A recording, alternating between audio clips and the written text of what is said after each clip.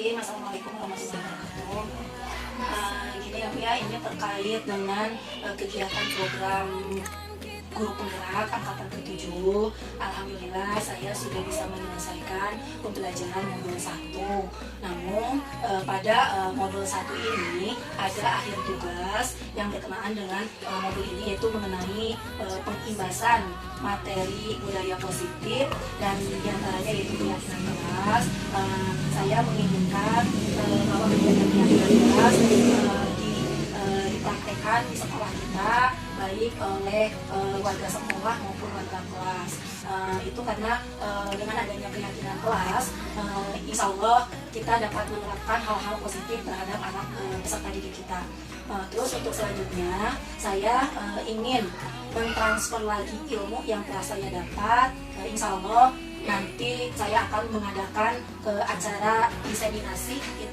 Diseminasi itu seperti workshop kecil. Jadi saya minta izin kepada Ibu selaku kepala sekolah sekaligus selaku ketua IDTKI. Saya ingin melibatkan guru-guru TK yang ada di Kecamatan Karangtengah.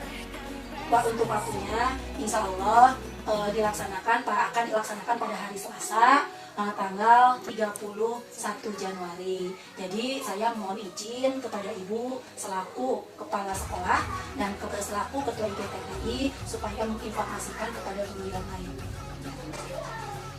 Mengizinkan Ibu untuk melaksanakan aksi untuk menulis di hari Selasa tanggal 31 Januari 2023. Akan diinformasikan kepada yang lainnya, kepala sekolah dan yang lainnya. Terima kasih Ibu atas perizinannya. Mudah-mudahan acara tersebut bisa terlaksana pada waktunya dan sampai akhir ya. Terus kepada Bu Yoni selaku selaku wali kelas, bagaimana siap untuk melaksanakan keyakinan kelas tersebut? Terima kasih Bu Yoni yang sudah bersedia untuk melaksanakan atau menerapkan mengenai keyakinan kelas.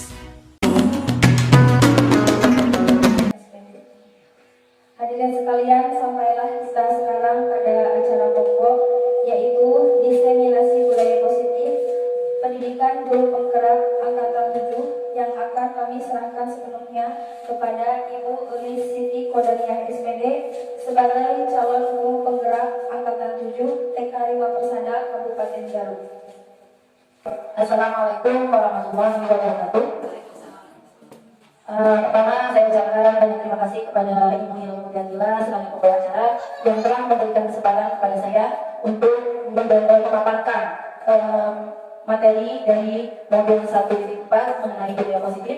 Juga tak lupa saya ucapkan terima kasih kepada Ibu Haja Alisyana sebagai kepala TK 5 Persada yang telah mengizinkan saya untuk melaksanakan kegiatan ini. Juga tak lupa kepada rekan-rekan guru kepala sekolah TK Kecamatan Karangtengah yang telah memenuhi undangan kami untuk melaksanakan kegiatan ini.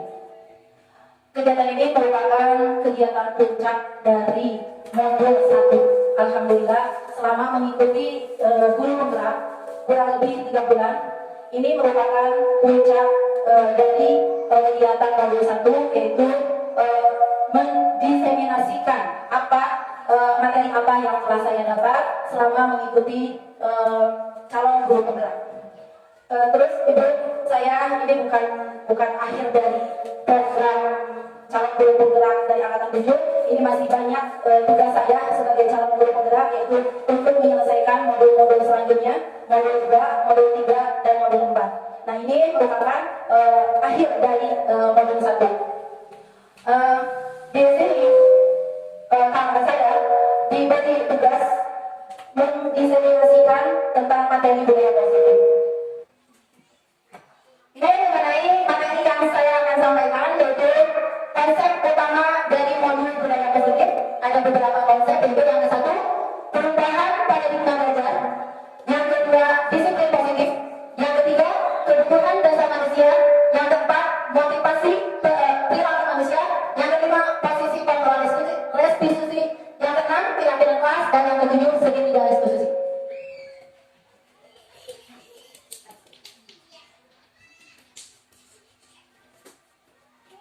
Nah, di sini ada budaya positif. Nah, modul pertama budaya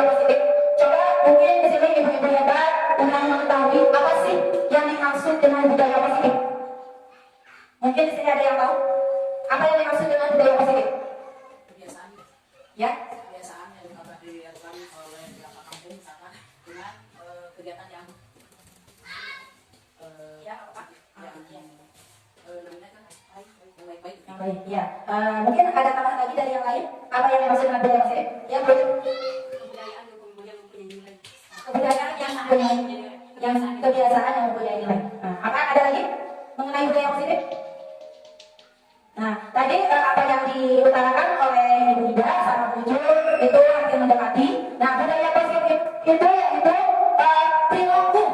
perilaku atau kebiasaan positif yang dilakukan di sehari-hari. Jadi tidak terfokus pada satu forum, baik di sekolah, di rumah, di masyarakat, ya. Nah, itu kita harus menanamkan budaya positif itu lebih lengkapnya yang lagi itu budaya positif itu nilai-nilai, keyakinan-keyakinan dan kebiasaan-kebiasaan di sekolah yang berpihak pada murid agar murid dapat berkembang menjadi pribadi yang kritis, penuh hormat dan bertanggung jawab. Jadi dengan ditanamkannya budaya positif baik itu terhadap anak kita maupun diterapkan di rumah, maka insya Allah akan menjadi pribadi yang kritis, penuh hormat dan bertanggung jawab. Itu mengenai budaya positif. Nah, untuk selanjutnya, next. Nah, di sini yang satu tadi mengenai perubahan paradigma belajar. Coba di sini mungkin ada yang tahu mengenai paradigma belajar. Perubahan paradigma belajar di sini yaitu pembelajaran yang berfokus kepada siswa. Nah, ini sesuai dengan apa? Sesuai dengan pemahaman dari seorang pelopor pendidikan yaitu Ki Hajar Dewantara, bahwa kita dalam pendidikan itu kita harus berpusat pada anak atau sesuai kebutuhan anak. Jadi anak itu tidak bisa dipaksa, harus disesuaikan dengan kebutuhan anak. Itu mengenai paradigma belajar. Nah, di sini pembelajaran dengan paradigma baru dirancang berdasarkan prinsip pembelajaran yang terdiferensiasi sehingga setiap siswa belajar sesuai dengan kebutuhan dari tahap pengembangan untuk mewujudkan profil belajar Pancasila. Mungkin di sini Ibu Hera sudah mengetahui mengenai profil belajar Pancasila apa aja. Profil belajar Pancasila yang diterapkan pada kurikulum Merdeka sekarang ya. Nah, profil belajar Pancasila yaitu satu, menanamkan ketakwaan terhadap Tuhan Yang Maha Esa.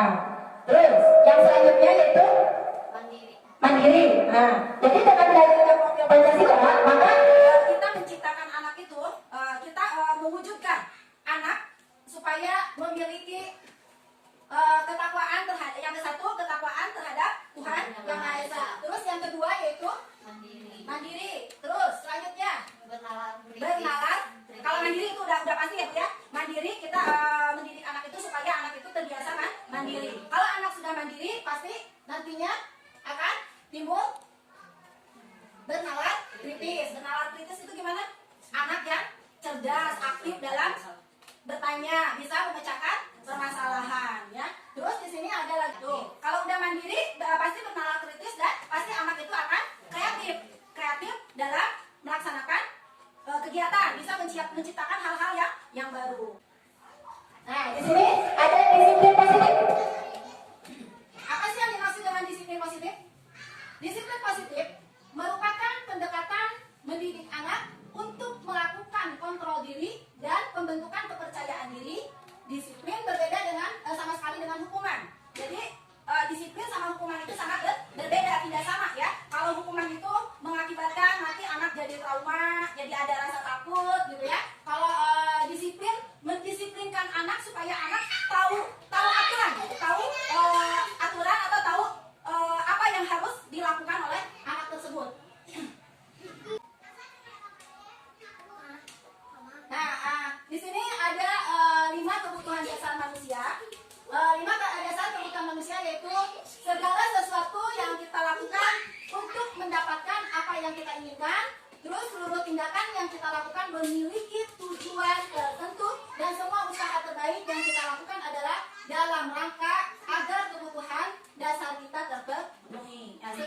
manusia mungkinnya punya kebutuhan dasar. Nah, di sini ada 5 kebutuhan dasar manusia. Apa aja yang merupakan kebutuhan manusia itu? Sandang, pangan, terus ini ada 5 kebutuhan dasar manusia, yaitu yang paling dasar sekali yaitu kebutuhan bertahan hidup. Nah, kebutuhan bertahan hidup ini pasti dibutuhkan oleh semua manusia. Nah, diantaranya yaitu makan butuh, Bu. Minum butuh, tempat tinggal butuh, pakaian. Nah, itu kebutuhan dasar yang tidak bisa ditinggalkan oleh manusia. Itu sangat dibutuhkan. Terus yang selanjutnya ada kebutuhan cinta dan kasih sayang. Sebagai manusia, apalagi anak, sangat membutuhkan kasih sayang. Kasih sayang seperti apa? Kasih sayang ingin diperhatikan, ya. Terus kasih sayang apa lagi, Bu? Selain diperhatikan, cobi ibu-ibu kan sebagai istri mungkin membutuhkan kasih sayang dari suami, Bu. Sangat ya, sangat, itu tidak bisa ditinggalkan. Nah, semua manusia itu memerlukan kebutuhan kasih sayang. Nah, selanjutnya kebutuhan kesenangan. Ibu-ibu suka main? Suka. Kalau di rumah aja gimana, Bu, rasanya? Jenuh. Nah, kita selaku manusia membutuhkan kesenangan seperti itu. Tidak bisa dihindari ya. Walaupun tidak mengenal usia, baik anak kecil, remaja, dewasa, yang tua pasti membutuhkan kesenangan. Nah, makanya di sini memerlukan kebebasan. Kebebasan kita bergerak, kebebasan kita melakukan hal-hal yang positif ya. Terus yang terakhir penguasaan. Penguasaan di sini selaku manusia pasti memerlukan kebutuhan penguasaan. Seperti apa penguasaan itu? Seperti misalnya kalau anak sekolah ingin memperlihatkan kemampuannya baik terhadap gurunya maupun terhadap anak rekan-rekannya. Nah, itu penguasaan. Orang tua juga sama ya, membutuhkan kebutuhan penguasaan. Nah, next. Yang selanjutnya yaitu motivasi perilaku manusia. Apa sih motivasi perilaku manusia? Motivasi. Memberikan motivasi.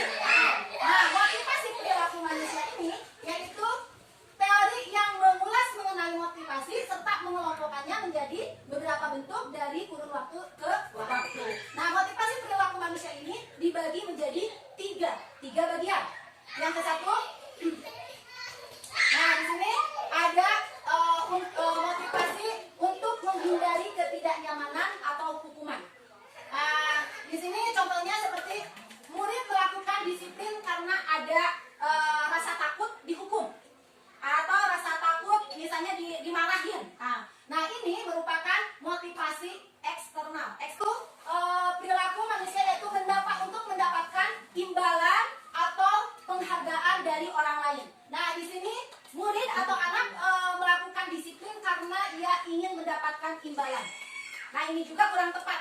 Hukuman kurang tepat, imbalan kurang tepat. Jadi gini, anak itu merasa ketagihan mengerjakan sesuatu itu pingin karena imbalan. Saya mau mengerjakan ini, nanti sama mama mau dikasih ini, atau sama guru ini mau dikasih ini. Itu kurang bagus juga ya. Ini merupakan motivasi eksternal dari luar, dorongan dari luar. Nah, jadi yang dua perilaku ini merupakan motivasi yang kurang tepat untuk diberikan kepada anak. Yang ke satu yaitu hukuman, jadi anak melakukan sesuatu karena takut dihukum. Terus yang kedua karena imbalan. Misalnya anaknya mau disuruh apa, nanti deh tolong ambilin itu, nanti sama mama dikasih. Nah, itu juga sangat negatif bagi pertumbuhan anak. Itu dengan nilai-nilai supaya mereka percaya. Nah, ini contohnya anak atau murid melakukan sesuatu dengan keinginan sendiri, dengan kesadaran sendiri. Nah, ini termasuk motivasi internal, yaitu dari dalam diri. Tidak ada paksaan dari orang lain, orang luar. Nah, yang kita harapkan dalam penerapan budaya positif, yang kita harapkan yaitu motivasi perilaku manusia yang nomor 3. Nah, nomor 3, bagaimana caranya kita mengasihkan motivasi ke anak supaya anak bisa melakukan kegiatan atau melakukan sesuatu itu dengan kesadaran diri sendiri tanpa paksaan dari orang lain. Ibu-ibu gimana di sekolah kalau misalnya memberikan perintah kepada anak, apakah dengan keikhlasan anak atau masih ada satu paksaan? Paksaan ya, imbalan gitu ya. Ya saya juga selama ini masih melakukan seperti itu. Tapi dengan mengikuti program ini kita sama-sama membentuk perubahan. Hal-hal yang negatif kita tinggalkan, hal-hal yang positif kita gunakan, kita ambil ya. Kita sama-sama belajar. Di sini juga saya bukan menggurui, tapi kita sharing. Saya sharing dengan ilmu yang telah didapat selama. Untuk selanjutnya yaitu konsep disiplin dengan identitas gagal. Nah, tadi sudah dikemukakan sebagian, yaitu konsep yang gagal itu yang gimana? Hukuman. Nah, yang ke satu yaitu dengan hukuman. Kenapa hukuman? Dengan konsep hukuman termasuk identitas gagal. Karena dengan menerapkan hukuman, maka akan timbul kepada menyakitkan, terus tidak nyaman, terus murid merasa takut, memaksa, dan murid menyembunyikan kesalahan. Jadi yang akan muncul itu kebohongan. Bukan jujur ya, kalau misalnya kita anak selalu dihukum, maka dari sekarang kita hindari hukuman kepada anak. Terus murid menjadi rendah diri, nggak pede, kami dihukum kan? Karena hukuman itu yang kenanya mental ya punya. Jadi anak itu nggak merasa pede karena saya sudah dihukum oleh orang tua, karena saya sudah dihukum oleh ibu guru misalnya. Maka kenapa kita harus lebih waspada kalau ada anak yang sering murung. Kita harus pendekatan kepada anak tersebut supaya anak itu tidak merasa takut lagi. Mungkin anak itu sudah mendapatkan suatu hukuman, entah itu dari kawannya ataupun dari orang di sekitarnya. Terus yang selanjutnya penghargaan. Nah, penghargaan juga sama, merupakan identitas gagal. Seperti tadi sama dengan imbalan ya. Yang ke satu kenapa termasuk identitas yang gagal? Karena dengan penghargaan itu tidak efektif. Karena harus terus pakai apa? Dikasih hadiah. Kita nggak apa-apa sekali-kali memberikan hadiah kepada anak, tapi harus yang bagaimana sih anak yang pantas untuk mendapatkan hadiah tersebut. Jangan gini dikit-dikit, deh, yuk ini kerjain ini, nanti sama mama kasih hadiah. Yuk deh ini kerjain ininya, nanti sama bu guru dikasih hadiah ya. Nah jadi akan ketagihan anak tersebut untuk melakukan sesuatu, menunggu hadiah terlebih dahulu. Ya, jadi tidak efektif. Terus yang selanjutnya merusak hubungan antar warga, akan tumbuhnya sifat iri. Nah di dalam kelas nih ada misalnya ada anaknya udah tahu nih kalau saya berbuat ini pasti sama bu guru ini dikasih hadiah lagi. Akal-akalan terus ya, terus gitu. Terus kelihatan sama temannya. Nah maka timbul rasa iri temannya, gitu ya. Jadi kita kalau mau ngasih penghargaan, kasihlah penghargaan dengan sesuai kemampuan anak. Terus mematikan kreativitas. Dengan penghargaan anak jadi menimbulkan malas. Jadi tidak akan tumbuh kreativitasnya. Ya, kan kalau misalnya anak yang dikasih motivasi dengan seutuhnya, pasti anak memunculkan ide-ide. Tapi kalau dengan iming-iming imbalan, ya otomatis ya mengerjakannya juga asal-asalan. Yang penting saya dapat imbalan gitu ya. Yang penting saya mendapatkan penghargaan. Tapi beda lagi kalau misalnya kita dalam forumnya misalnya mengikuti suatu lomba, itu kan udah jelas ada penilaiannya. Kalau lomba itu kan ada yang menang, ada yang kalah. Kalau misalnya dalam sehari-hari terus menerus memberikan penghargaan, itu mengakibatkan mengakibatkan identitas gagal terhadap anak. Terus selanjutnya menghukum dengan sistem ranking. Nah itu juga sama. Ya makanya mulai dari tahun berapa Bu? Dihilangkan rankingnya? Tidak ada. Itu kenapa tidak ada? Kenapa tidak ada? Karena ya ini berkaitannya dengan ini. Jadi kalau kita mengasih penghargaan kepada siswa, kepada anak, seperti yang sudah saya tadi bilang, harus sesuai dengan kemampuan anak. Kalau di TK Bu masuk ngasih penghargaan ke anaknya? Perintah.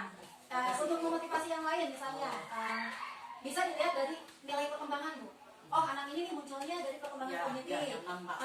Yang 6 aspek itu bisa gitu kan? Itu kan sesuai dengan kemampuan siswa. Nyatakan identitas gagal yaitu penghukum dan penghargaan. Next. Nah untuk selanjutnya yaitu ada konsep disiplin dengan identitas sukses. Yang gimana yang merupakan disiplin dengan identitas sukses? Yaitu yang ke satu konsekuensi. Bu, kalau konsekuensi sama hukuman sama nggak? Nah, kesepakatan. Kalau hukuman kan tiba-tiba ya. Misalnya anak yang bersalah, kamu kenapa gitu? Nah, itu hukuman ya. Jadi awalnya sudah ada kesepakatan bersama. D, kalau ada yang melakukan ini nanti sama guru misalnya gitu ya. Nah, itu suatu konsekuensi. Nah di sini kalau kita melakukan disiplin secara konsekuensi yaitu satu bisa menguatkan jangka pendek, terus monitoring berkelanjutan, kan kalau itu tidak bisa harus berkelanjutan yaitu berkesinambungan, terus memerlukan stimulus dan respon. Tanpa stimulus dan respon juga tidak akan berhasil. Terus murid akan menghormati peraturan yang sudah disepakati, karena sudah disepakati pasti murid tahu gitu ya kalau ada sanksinya. Terus kehilangan waktu untuk merenungi kesalahan. Nah, yang selanjutnya yaitu restitusi. Apa sih restitusi itu? Restitusi itu jadi memperbaiki suatu yang negatif menuju yang positif. Nah, dengan diterapkannya restitusi, murid bisa bertanggung jawab untuk perilakunya. Terus selanjutnya fokus pada pemecahan masalah dalam jangka panjang. Terus selanjutnya murid menghormati dirinya dengan orang lain. Selanjutnya teori kontrol dirinya memegang kontrol. Terus selanjutnya murid bersemangat memperbaiki kesalahan. Jadi restitusi itu kalau anak melakukan perbuatan salah ditanya dulu. Nah, tadi berbuat apa coba? Tapi anak tersebut dipanggil, coba deh nak, tadi kamu ingat gak berbuat apa? Kenapa ya kamu dipanggil sama ibu? Jadi anak itu diberikan pertanyaan sehingga anak muncul berpikir apa yang telah diperbuat oleh dia, gitu ya, oleh anak tersebut. Next. Nah, selanjutnya yaitu konsep disiplin pendekatan restitusi. Itu salah satu sebuah cara menanamkan disiplin positif pada murid atau pada anak. Nah, tadi pengertian restitusi udah ya Bu dibahas.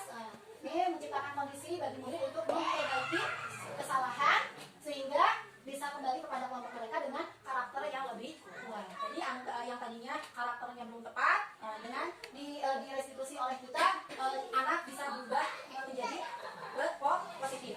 Nah, di sini ada ciri-ciri restitusi. Apa saja sih ciri-ciri restitusi itu? Yang ke satu, coba apa Bu? Yang ke satu, bukan menebus kesalahan. Nah, jadi bukan menggantikan kesalahan yang sudah dilakukan ya. Nah, tapi belajar. Kalau belajar berarti tidak terulang kembali ya melakukan hal yang negatif. Terus yang kedua, memperbaiki hubungan. Dengan cara restitusi maka bisa memperbaiki hubungan. Yang selanjutnya, tawaran bukan paksaan. Jadi kita menawarkan kepada anak, bukan memaksakan dia anak harus gini, kamu nggak boleh gini. Bukan seperti itu ya, tapi kita menawarkan kepada anak, deh bagusnya gimana ya biar kita nyaman. Nah, itu menawarkan kepada anak. Terus yang selanjutnya, menuntut untuk melihat ke dalam diri. Nah, kita itu udah benar nggak ya berbuat tadi dengan melakukan perbuatan yang tadi. Nah, jadi anak berpikir gitu ya. Terus mencari kebutuhan dasar yang mendasari tindakan.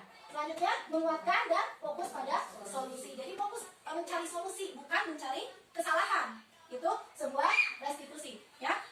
Jadi kalau anak sudah melakukan kesalahan sama kita itu juga jangan diulang-ulang kesalahannya, tapi mencari solusi bagaimana caranya supaya anak tersebut tidak mengulang kembali. Next. Nah, di sini terdapat 5 posisi kontrol guru. Nah, kalau di sekolah guru, kalau di rumah ibu atau bapak orang tua ya. Nah, jadi yang tadi ini sebenarnya sudah dibahas 5 posisi kontrol. Jadi ada keterkaitan dengan materi yang sudah tadi diutarakan. Nah, lebih jelas lagi 5 posisi kontrol itu yaitu yang ke-1 penghukum.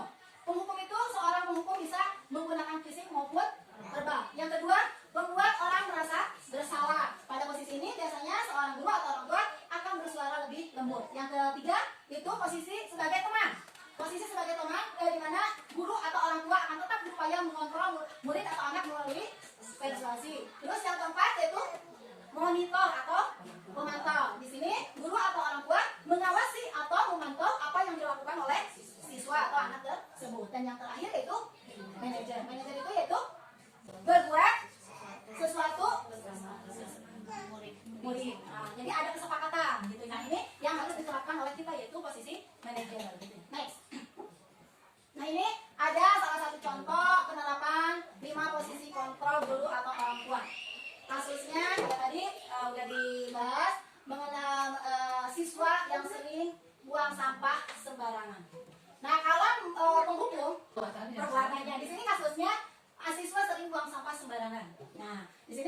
kan? Seperti itulah. Ambil samanya. Mana kamu bahasa sembarangan? Coba ambil. Gitu ya.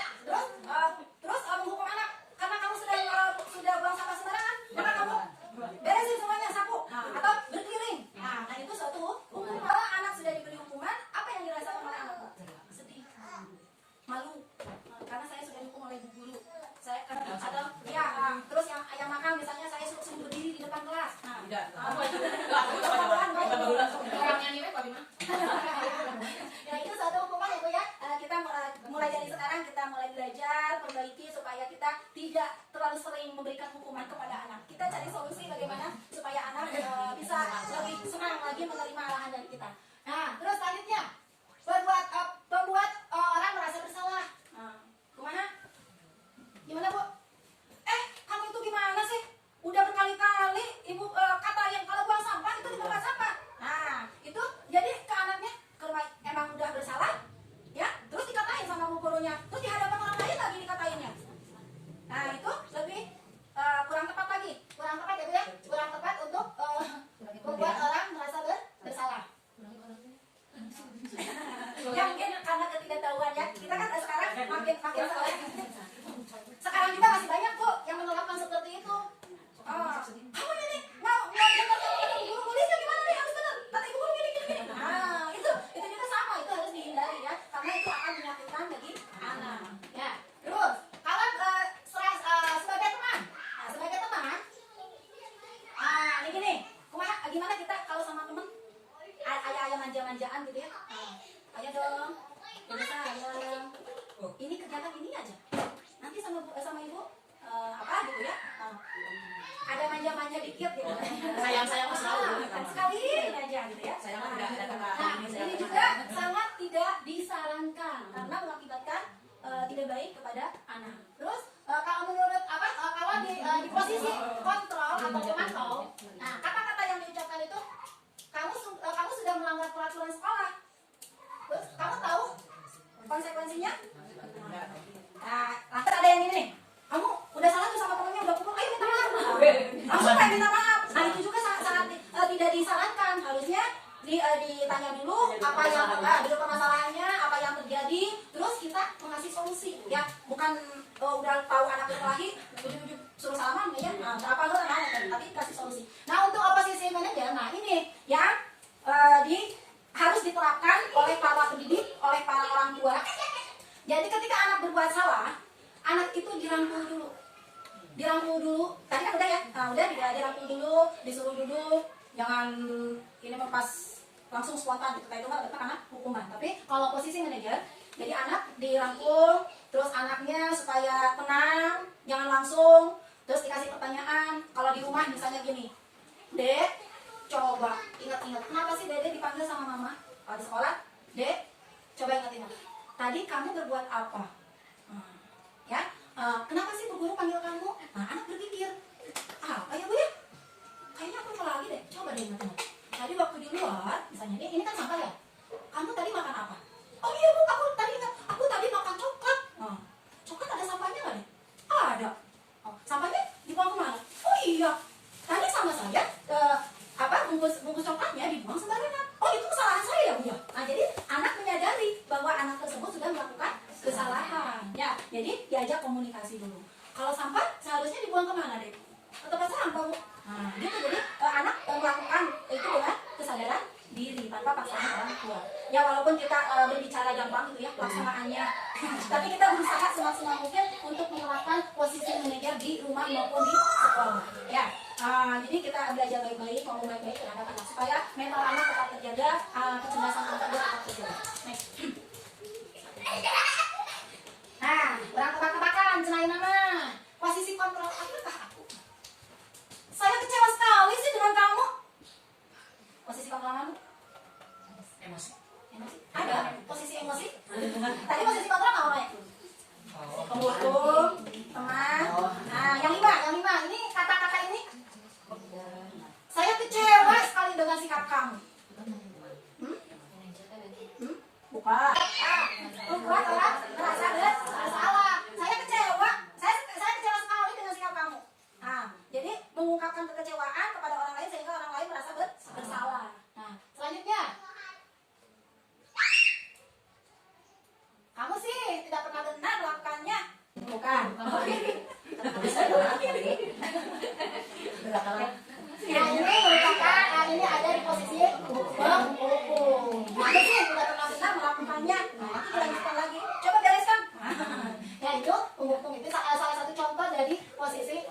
yang tadi merasa bersalah, terus yang ini posisi kontrol next. Nah, sekarang menuju materi keyakinan kelas. Tadi pada awal pertama kita ada keyakinan kelas atau kesepakatan kelas. Kenapa sih tidak aturan saja, peraturan kelas? Kenapa sih harus keyakinan kelas? Coba. Nah, pengawan. Mengapa harus keyakinan kelas? Nah, sekarang saya mau tanya, kenapa sih kalau kita naik motor harus pakai helm? Selain aturan, keamanan. Nah, keamanan. Terus kenapa sih kalau mau makan harus cuci tangan? Kebiasaan dijaga kebersihan. Nah, ini juga dalam keyakinan kelas. Kenapa sih tidak peraturan? Tidak peraturan saja. Harus keyakinan kelas. Nah, keyakinan kelas. Kalau peraturan itu jadi aturan-aturan yang dibuat oleh diri kita sendiri supaya nggak oleh guru atau oleh orang tua. Nah, saya nih punya kelas nih, saya mau bikin aturan. Nah, aturan itu ada aturan kelas, ada aturan sekolah ya. Kalau sekarang keyakinan kelas dan keyakinan sekolah, atau juga ibu-ibu yang di rumah mau membuat keyakinan rumah. Keyakinan di rumah kita membicarakan dulu, membuat kesepakatan bersama antara warga kelas. Kalau warga kelas apa siapa aja bu? Murid, siswa, sama itu guru. Nah, itu keyakinan kelas, warga kelas. Berarti ada komunikasi, ada komunikasi antara guru dan siswa membuat kesepakatan bersama tentang keyakinan kelas. Kalau dulu itu peraturan, tapi kalau peraturan itu cenderungnya peraturan yang dibikin oleh sendiri, terus yang lain harus mengikuti aturan tersebut. Tapi kalau keyakinan kelas, keyakinan itu hasil kesepakatan bersama. Nah, ini biasanya diadakan kalau di sekolah di awal tahun pelajaran. Kemarin namanya MPS. Peraturan jadi kesepakatan kelas yang harus dilakukan oleh siswa selama di dalam kelas. Jadi kita coba, jadi bukan guru yang menentukan. Kita masih pertanyakan kepada anak-anak. Ayo nak, biar di kelasnya nyaman, biar lagi belajarnya nyaman, kita harus apa aja sih di kelas? Jadi anak itu pada mengeluarkan pendapat gitu ya. Nah, yang satu, tunggu harus duduk rapi, terus nggak boleh makan. Nah, terus kalau udah muncul pendapat-pendapat dari anak, nah kita bikin kesepakatan bersama mana yang akan diambil untuk dijadikan keyakinan kelas. Ya, beda ya Bu ya, peraturan sama keyakinan kelas. Jadi keyakinan kelas itu hasil kesepakatan bersama warga kelas, atau keyakinan sekolah hasil kesepakatan bersama antara warga sekolah. Dengan adanya keyakinan kelas itu satu, untuk mendukung motivasi. Prinsipnya apa? Dari dalam. Dari dalam. Jadi supaya timbul kesadaran diri, bukan dari orang lain. Untuk kembali ke nilai-nilai atau keyakinan-keyakinan yang menggerakkan seorang dibandingkan mengikuti saat peraturan. Terus menciptakan pembelajaran yang berpusat pada anak, ini sesuai dengan pembelajaran diajarkan. Nah, jadi kita itu mengikuti anak, selagi itu positif, gitu ya. Terus melibatkan murid sehingga dapat bertanggung jawab terhadap kesepakatan bersama. Kalau udah bikin keyakinan kelas, jadi kalau anak sudah ada nih, misalnya ada yang melakukan kesalahan, jadi anak tahu gitu ya, kan harus menjaga kebersihan di kelas. Coba kita kan udah bikin kesepakatan nih, kalau kelasnya biar bersih harus apa? Oh, menjaga. Jadi anak itu sadar kalau menjaga kebersihan itu harus apa? Berarti harus merapikan sampah, terus bekas mainnya misalnya harus dirapikan kembali. Next. Nah, cara pembentukan keyakinan kelas. Nah, tadi ya yang harus bersifat abstrak. Buat ini pasti ini. Berupa pernyataan universal. Universal atau umum. Terus dibuat dalam pernyataan positif. Boleh nggak kita meyakinkan memasukkan dalam keyakinan kelas hal-hal yang negatif? Enggak, tentunya yang positif ya. Menjaga kebersihan, mengucapkan salam, merapikan alat permainan. Nah, itu yang positif. Sesuai dengan kondisi kelas atau sekolah sehingga mudah diterapkan. Harus disesuaikan dengan kondisi kelas yang ada atau disesuaikan dengan kondisi rumah yang ada. Terus semua warga kelas atau sekolah dilibatkan saat membuat keyakinan. Yang tadi harus ada kesepakatan bersama. Ya. Nah, ini sebagian contoh. Kemarin kita membuat keyakinan kelas di kelompok B2. Ternyata anak-anak happy. Gue mau lagi, seneng gitu. Lanjut. Nah, ini itu segitiga restitusi merupakan materi yang terakhir. Nah, dari modul 1.4, apa sih segitiga restitusi itu? Suatu proses dialog yang dijalankan oleh guru agar dapat menghasilkan murid yang mandiri dan bertanggung jawab. Nah, di sini ada tiga segitiga kan, segitiga Yang ke satu, menstabilkan identitas. Yang kedua, validasi tindakan yang salah. Dan yang ketiga, menanyakan keyakinan. Ini Bu tentang materi yang ada di modul 1.4 itu tentang budaya positif. Gimana Bu? Ada pertanyaan? Ada? Gimana Bu yang Ibu membuat contoh keyakinan kelas tiap kali gitu bisa mengikuti? Jadi sama enggak? Keyakinan kelas saya bahasa MPLS gitu. Jadi banyak kan MPLS nya. Enggak, bukan. Jadi gini, misalkan kalau mau ke WC harus kalau Mau keluar, ya bisa kan? Bisa itu kan sama ya sama. Jadi gini, kemarin saya Cara acara keyakinan beda membuat keyakinan kelas kemarin. Jadi ngobrol sama anak. Seperti tadi yang saya udah utarakan. Gini, ya pertanyaan nih, coba deh perhatikan di kelas ini. Coba perhatikan mulai dari kanan, kiri, sekelilingnya. Coba kalian mau belajar nyaman nggak? Jadi pertama itu memberikan pertanyaan-pertanyaan kepada anak. Pasti anak menginginkan yang baik ya. Terus kita mengeluarkan lagi pertanyaan kepada anak. Kalau misalnya mau nyaman di kelas, kita harus apa? Ngapain sih? Di kelas itu harus apa aja? Jadi gitu. Kita kan kalau di TK itu belum bisa baca ya. Belum bisa baca, jadi kita diterapkan gambar-gambar. Nah, seperti ini Bu. Gambar-gambar. Di sini ada gambar, misalnya kalau lagi mendengarkan guru harus apa. Terus contoh ya. Terus misalnya di sini saling menolong. Jadi yang positif-positif ya Bu ya. Saling menolong, terus saling sapa, terus ini membereskan kelas. Kalau TK itu kan belum bisa baca ya, jadi sama gambar. Terus mengucapkan salam pada guru, ini sama membereskan. Ya seperti itu, mengucap. Nah ini, terus membereskan mainan ke tempatnya. Jadi anak, misalnya ini udah apa nih di papan tulis, harusnya ada gambar persetujuan. Kalau setuju, misalnya tempel jempol atau tempel gambar orang senyum. Nah kalau yang terbanyak berarti ya itu yang disetujui gitu. Seperti itu. Gimana Bu Lina? Sudah jelas? Lumayan Bu. Ya, di rumah juga bisa itu diterapkannya. Mungkin ada pertanyaan lagi? Ada gambaran? Ada gambaran? Kita perbaiki ya Bu ya, dan sekarang hindari hukuman, hindari rasa bersalah. Ya gimana tidak? Emang kita bersalah. Sayang, emang ke anak kita harus diutarakan rasa sayang gitu ya, sayang. Tapi jangan di sini kan tadi ada penghargaan nih, jangan dikit-dikit penghargaan gitu ya. Jadi anak nanti malas gitu ngajakin nanti, jadi tidak ada kreativitas yang muncul. Dan tidak akan mandiri. Aku mah melakukan sesuatu kan nanti aja ya, tunggu mama kasih hadiah ke aku. Kan ibu bukan juga. Nah, itu nggak boleh. Jadi yang ke satu tidak menanamkan keikhlasan. Ya, tapi langsung burung jadinya enak. Terus tidak ya, terus yang kedua anak tidak mandiri, terus tidak kreatif gitu. Kita hindari apa ya, belajar. Nah, gimana sih? Dan sebenarnya saya juga susah gitu ya, pasti lupa tapi karena hukuman gitu ya. Tapi berusaha semaksimal mungkin supaya posisi manajer diterapkan gitu ya. Kita harus baik-baik berkomunikasi kepada anak supaya nyaman kepada alhamdulillahirobbilalamin. Dari awal sampai akhir materi telah saya sampaikan, mudah-mudahan bermanfaat untuk kita semua dan kita bisa mengamalkannya. Yang lebih berat itu adalah kita tutup aja acara ini dengan bacaan hamdalah bersama-sama. Alhamdulillah. Bangun dan bukalah matamu. Assalamualaikum anak-anak. Bagaimana kabarnya hari ini? Alhamdulillah sehat luar biasa.